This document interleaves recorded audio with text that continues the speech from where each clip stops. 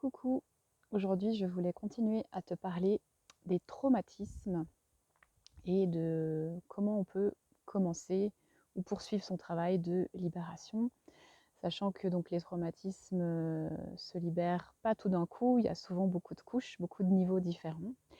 Ce qui est intéressant chez l'humain, contrairement aux animaux, qui dès qu'ils ont un traumatisme se secouent dans tous les sens ou crient ou font sortir la chose, chez les humains, ce qu'on apprend, c'est à garder, à mettre à l'intérieur de soi, à cacher ce qui est douloureux et à répondre toujours oui, ça va bien, merci, et toi? Même quand ça va pas. Et du coup, on accumule des choses difficiles, des émotions délicates, on ne sait pas les accueillir et elles prennent de plus en plus de place dans notre corps, dans notre champ vibratoire, dans notre champ énergétique et un jour elles finissent par nous rattraper, par nous faire exploser, soit sous forme de burn-out, de dépression, ou bien de cancer, de choses beaucoup plus graves, de maladies auto-immunes, ou un accident de voiture, ou juste une crise existentielle. Enfin voilà, il y a plein de choses qui peuvent se passer si on ne s'occupe pas de ces émotions difficiles. Et par traumatisme, j'entends vraiment toutes sortes d'émotions qui viennent créer une rupture en fait, une rupture avec la joie, avec l'équilibre, avec l'homéostasie. Donc traumatisme, ça peut être bien sûr quelque chose de très violent, mais ça peut être aussi, selon notre sensibilité, une parole ou une situation qui pourrait paraître anodine à d'autres et qui nous touche. Donc je t'invite vraiment à la compassion avec toi-même. Ça ne sert à rien de comparer ces traumatismes, mais juste d'être dans l'accueil de là où tu en es. Et dans les traumatismes, bien sûr, il y a tous ceux qui viennent à la surface, qu'on sait reconnaître immédiatement, et il y a tous ceux qu'on a enterrés bien profondément au fond de soi, souvent depuis l'enfance, mais aussi à l'âge adulte, on fait ça. Donc il y a des choses que tu sais et il y a des choses probablement dont tu n'as pas encore conscience. Donc pour libérer les traumatismes, la chose intéressante, c'est de les faire remonter à la conscience, et c'est tout mon travail, c'est-à-dire de devenir des êtres plus conscients.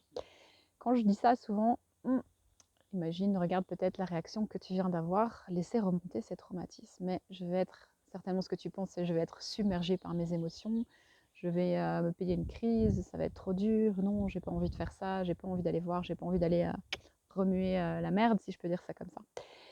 Et pourtant, en fait, quand tu fais ça avec bienveillance, avec amour, il n'y a rien qui va te submerger. C'est-à-dire que tu vas être capable d'accueillir et de te laisser traverser, comme la nature se laisse traverser par le beau temps, bien sûr, qui pourrait correspondre à la joie chez nous, mais aussi la pluie, la grêle, les cyclones, les saisons, etc. Et donc, nous sommes la nature. Donc, pour moi, ce qui est intéressant, c'est d'utiliser son corps pour aller travailler ça, aller le regarder et l'écouter. Donc, dans cette vidéo, je vais te donner une manière de le faire, un outil que tu peux tester sur toi-même.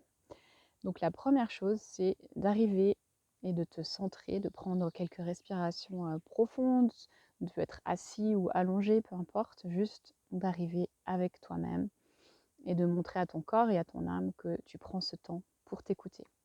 Ensuite, tu vas littéralement inviter ton âme à être pleinement présente à l'intérieur de toi. Si tu veux, tu peux mettre ta main sur ton cœur et dire j'invite mon âme à venir, à me guider, à m'aider.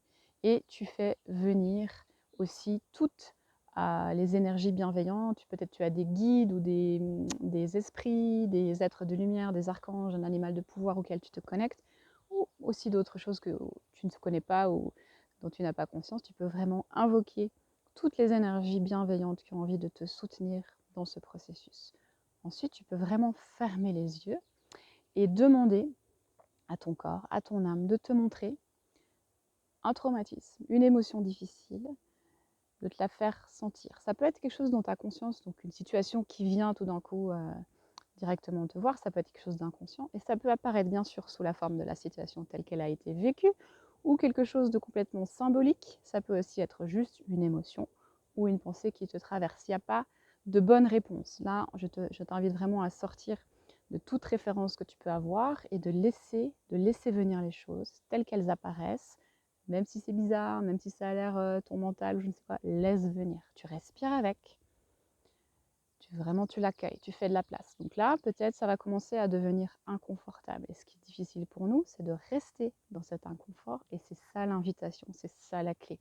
On respire avec l'inconfort, on ressent l'émotion qu'il y a avec cette situation, ou juste l'émotion si on n'a pas la situation.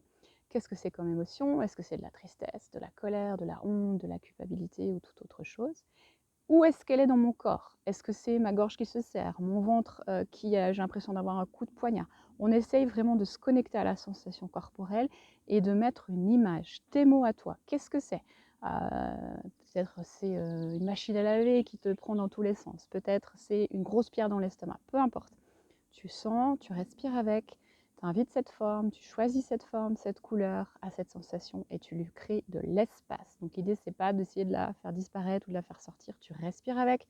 Si c'est accessible avec tes mains, tu peux mettre tes mains là, à l'endroit où la sensation est, et pour montrer juste que tu es là, que tu écoutes, et tu utilises ton attention et ta curiosité. Tu peux même parler à cette sensation en lui disant « Ok, je t'écoute, je te ressens, j'accepte d'entrer en connexion avec toi, en relation avec toi, je suis là. » Et tu respires encore et encore, tu fais de la place dans le corps physique, dans le corps énergétique, et tu observes ce qui se passe, et tu vas essayer même de l'intensifier, c'est-à-dire tout ce on aurait tendance à faire, c'est essayer de la réduire parce que c'est douloureux, c'est inconfortable. Tu vas au contraire vraiment faire de la place, et si elle est dans le ventre, tu vas commencer à la diffuser ailleurs dans le corps, c'est-à-dire tu peux la faire monter un peu ou descendre un peu. Pareil, c'est dans la gorge, comme la gorge est très serrée, on peut faire monter dans la tête, faire descendre dans la poitrine, vraiment expanser, faire grandir cette sensation, cette forme, cette couleur, et on continue de respirer, de l'accueillir. Ça peut durer 3 minutes, ça peut durer 10 minutes, 20 minutes. C'est vraiment important de rester avec autant que c'est nécessaire, autant que tu sens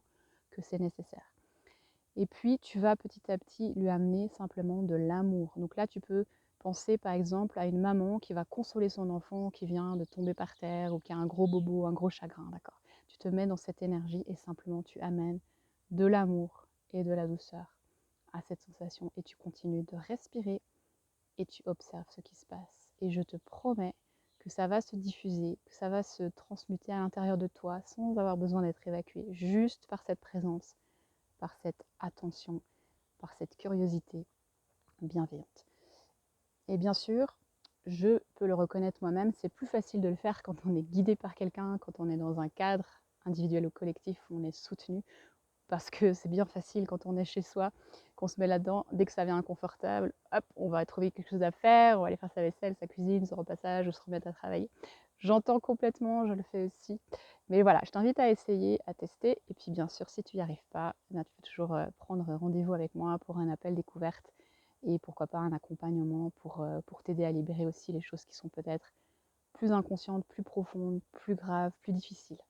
En tout cas, je te souhaite une excellente journée et teste, pratique et dis-moi comment ça se passe pour toi. Merci.